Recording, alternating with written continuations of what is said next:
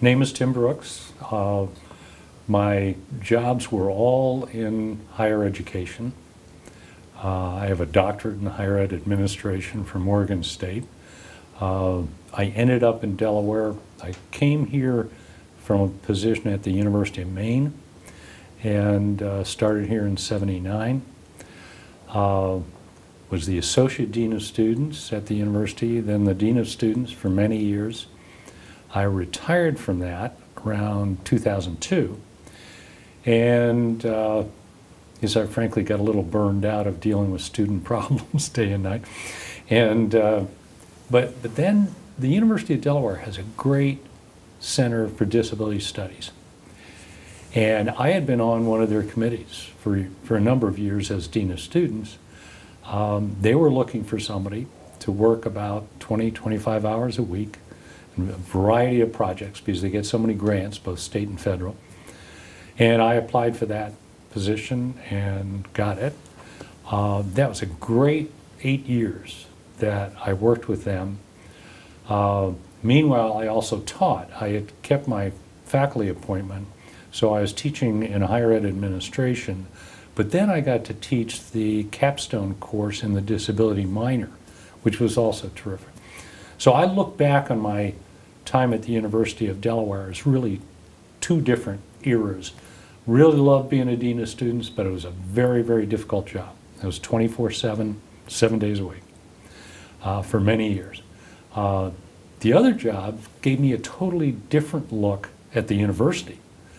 There weren't a lot of the political pressures that I'd had before, and I could really zero in on disability issues. And I'd been a volunteer in the disability world for almost 40 years by that time.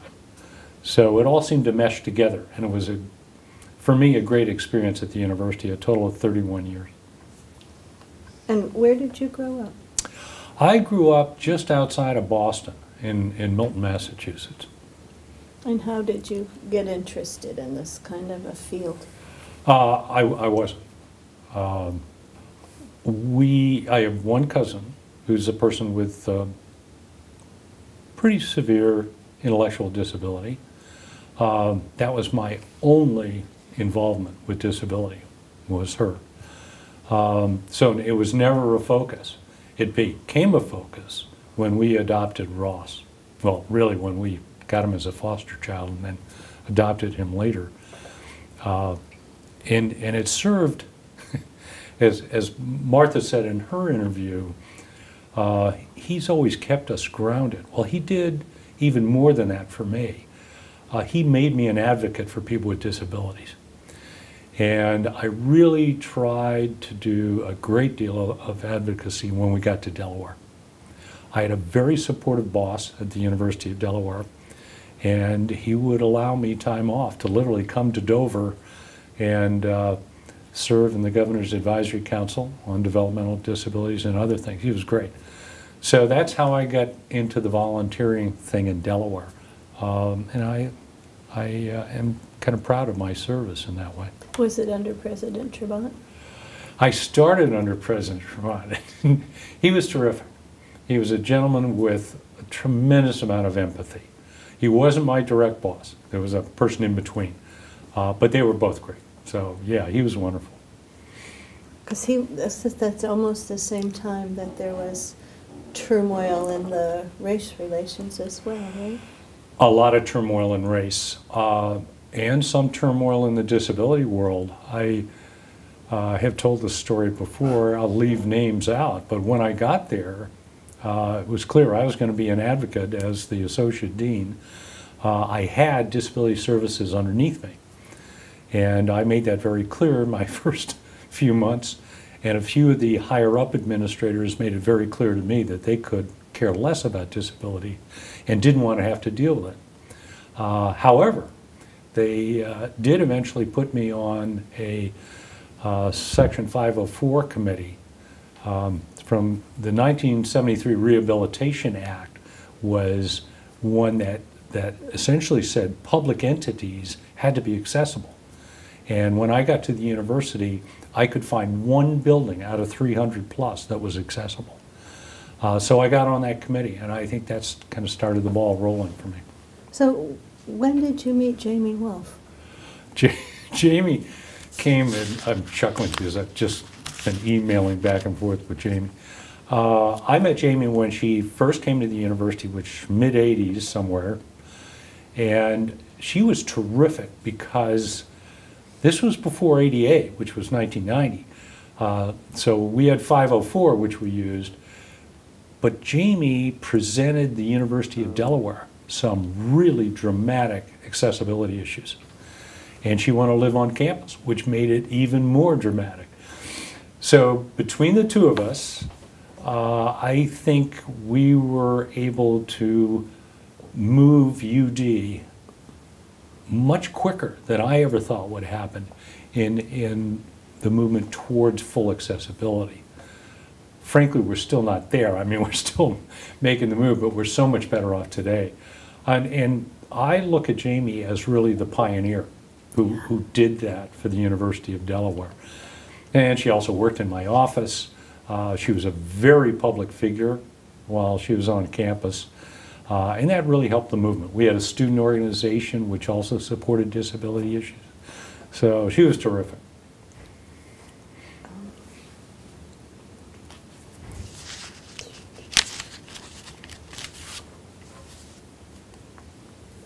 So tell me about the Center for Disability Studies. I only saw the center for my position, so it'd be much better to have one of the directors of the center come and talk about it. But for me, looking at it, it had some dramatic pluses and some minuses. I'll start with the minus that I saw that bothered me. Everything's grant funded. And as I said before, some of the grants are state. In fact, Martha, my wife, granted money through her office to the center. And a lot of the grants were federal. And the first one I became involved in was an amazing learning experience for me. It was, and I worked on it for 3 years, it was a family support federal grant. Perfect for me because of our family situation. I was able to relate to any other family that's dealing with a person with a disability, at least to some extent. It was based on the east side of Wilmington, a predominantly African-American area. Also, you know, here I am, middle-aged white guy, and I'm in that area. That was a good learning experience for me. And I got to meet with a lot of families, explain to them what the services were that were available in the state at the time we were doing this.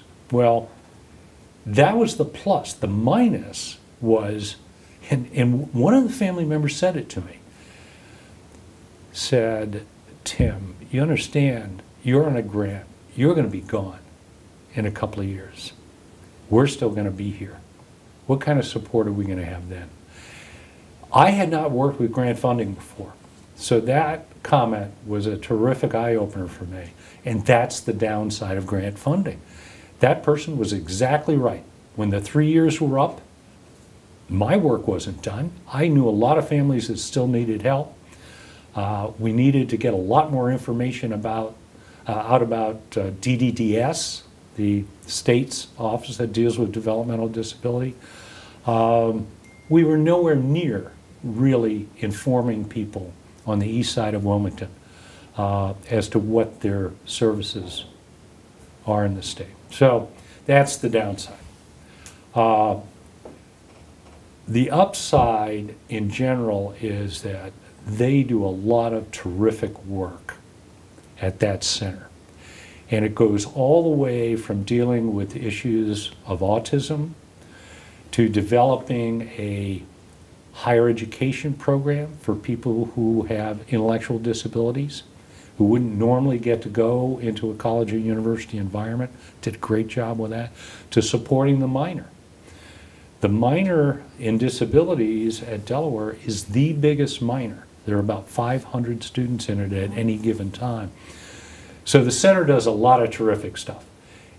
I just wished wish they had a more permanent funding mechanism that would make life simpler for them and that they could dedicate more time to some of these areas that really deserve it. So. Did you have anything to do with ADA and IDA in the At the beginning? Yeah. No, not at all. As far as implementation of ADA, I got very involved at that in that issue at the University of Delaware. Because in 1990, when that passed, UD was still way behind on both basic physical accessibility and what the law called program accessibility. And so at that time, my office was controlling services for students with disabilities. So I was constantly trying to educate faculty members on what ADA meant and educate staff as well. We had to do things like move 400 people from one classroom to another because the first classroom wasn't accessible. And you've got a couple of students in that 400 group who needed the accessibility. Well, it was kind of interesting as we went through that transitional period, probably from 1990 to 1995, that there was some pushback from faculty and staff on the whole issue. You know, why should I have to move 396 people just for 4 people who might have disabilities? Well, yes, you have to, because we have to have program accessibility to meet the guidelines of the law. So that's the part I played in ADA, nothing in its development at all. So how has it changed the lives of those kids, do you think? Of the people I dealt with at the university? Or of the students? I think everyone's attitude towards disability has changed to some extent since the ADA was passed. We recently had the 25-year anniversary 2 years ago. The knowledge that people have today about disability and differences in disability is so much greater than what we saw before 1990. I mean, every bus you see is accessible now. You know, that wasn't true. Every time you see a curb cut, it reminds you of why you've got that curb cut. It's so that somebody with an ambulatory disability is going to be able to get up there if they're using a wheelchair or whatever. Every time you open a door and its pull is more than 8 pounds, that's a violation of the ADA. That's one I see all the time still. But I think it was a clarion call for all Americans to understand the whole arena of disability. For a place like the University of Delaware, who quite frankly had ignored the issue for a long, long time, it was a wake-up call. And it was terrific. If you walk around the campus today, it's very accessible. Rarely do we have to do what I mentioned before about program accessibility. Don't have to worry about that. The buildings are accessible. We've made some mistakes along the line, and Jamie Wolf will tell you about one of them. We built these outside elevators because some of our older buildings have all these steps. And I remember the one at Mitchell Hall. And one of the problems was they rusted. So Jamie would maneuver her wheelchair into one of these things and it wouldn't move. It'd break down all the time. And so that was a good lesson we learned. We didn't build anymore. And she taught us that lesson. So it's always a learning process when you're trying to create full accessibility. And we're probably never actually ever going to be there, but certainly places like the University of Delaware have done a great job. So I am proud of this country. That was a bipartisan bill that passed in 1990.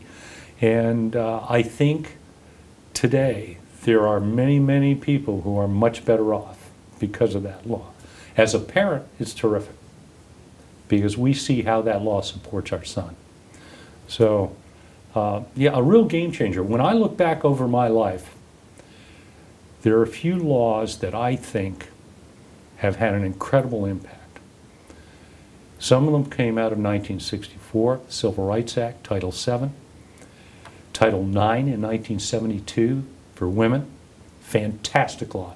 People tend to focus on athletes, but that law covers everything in higher education. And ADA, which I think is a fantastic law. When I look back, those are the ones that grab me and say to me that this country is very, very different today because of those laws, and much better.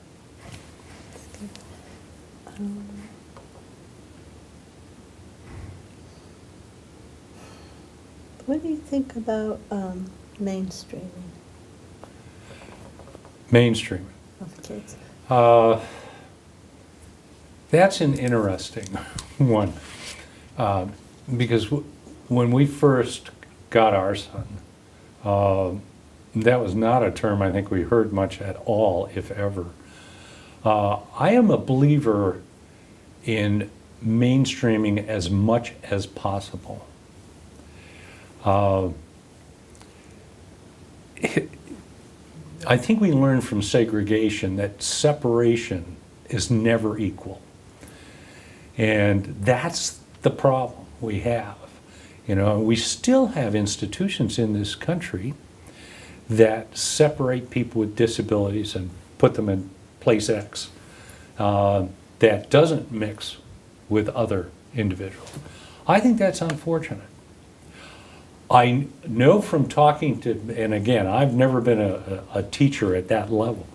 I know from talking to some teachers that mainstreaming can be very difficult, especially if you've got children with behavioral issues. And our son has pretty severe behavioral issues, so we know how that goes.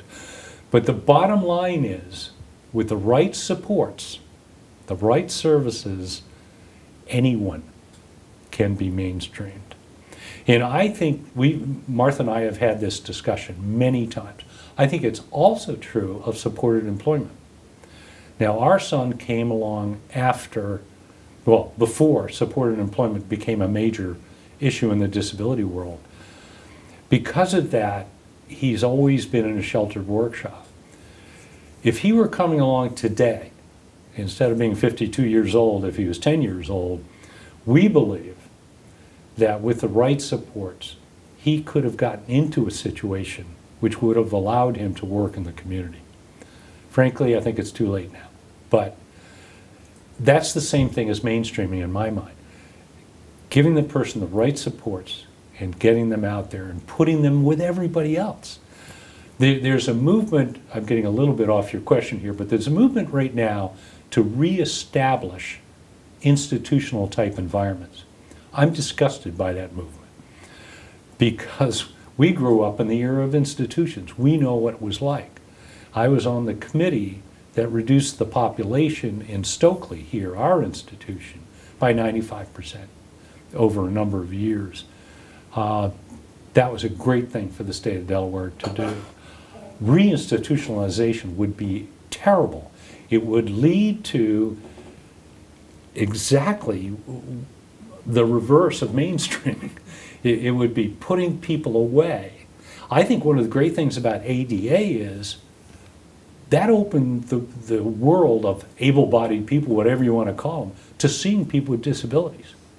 I think that's incredibly important. If you see a person, if you get to know a person with a disability, you can get to understand the issues much better.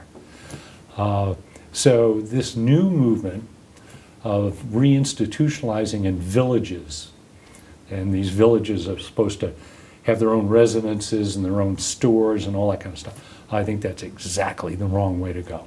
We need to keep the American people educated on disability issues. Sorry for the harangue, but no, it's one of my favorite topics. We should make you talk more. What's the transition project in 1984? What was that? That's Martha's. Okay. And I don't even want to attempt that because she's watching me right now. We'll bring her back. And I'll botch that one completely.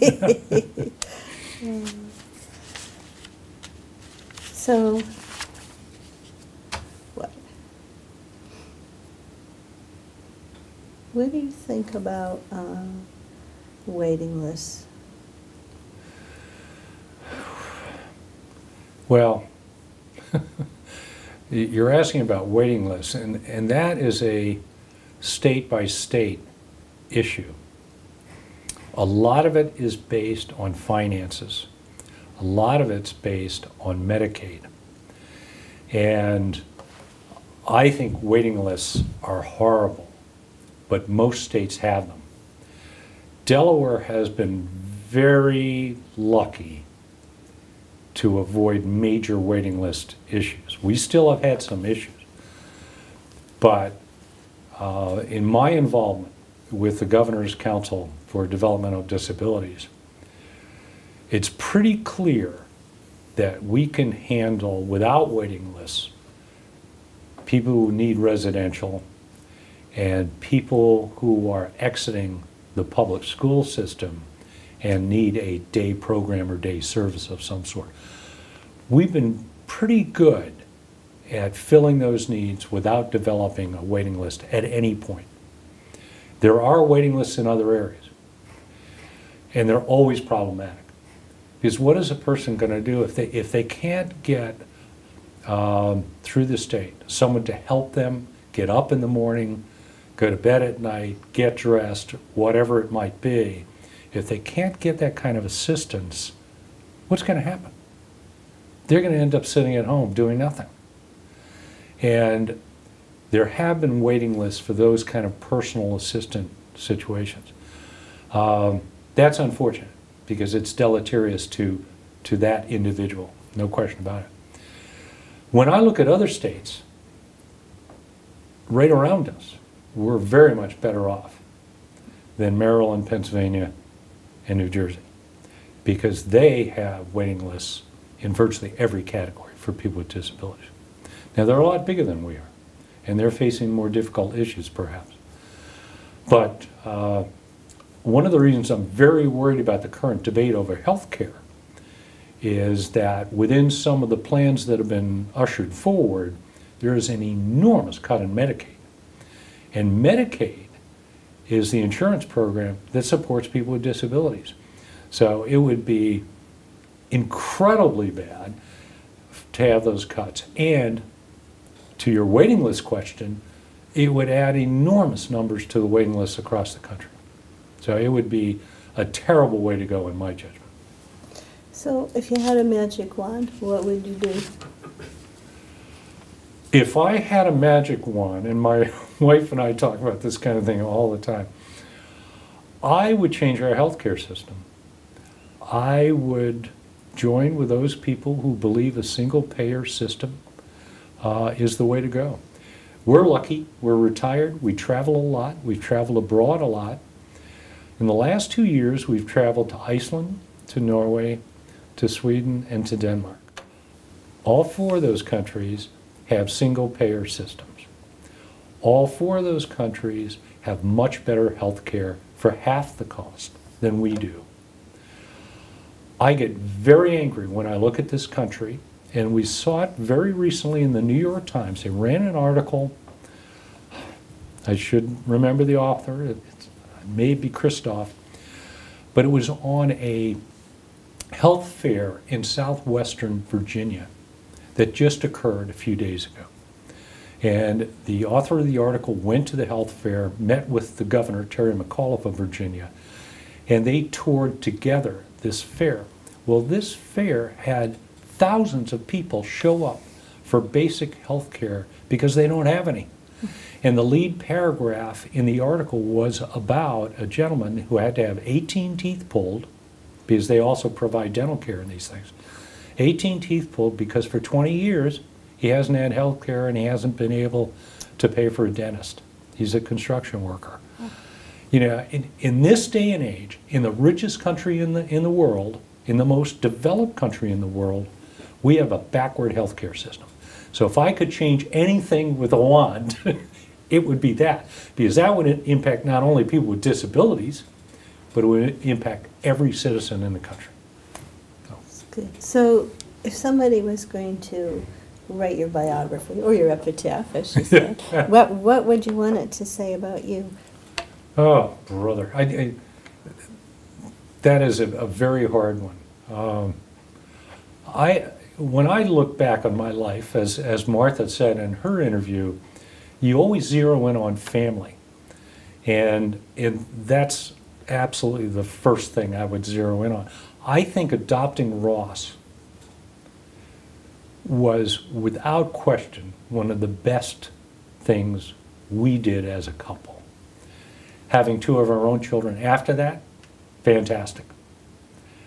I don't know many families, in fact, I know of none, who have adopted a person with a disability first and then had their own children, if you will, after that.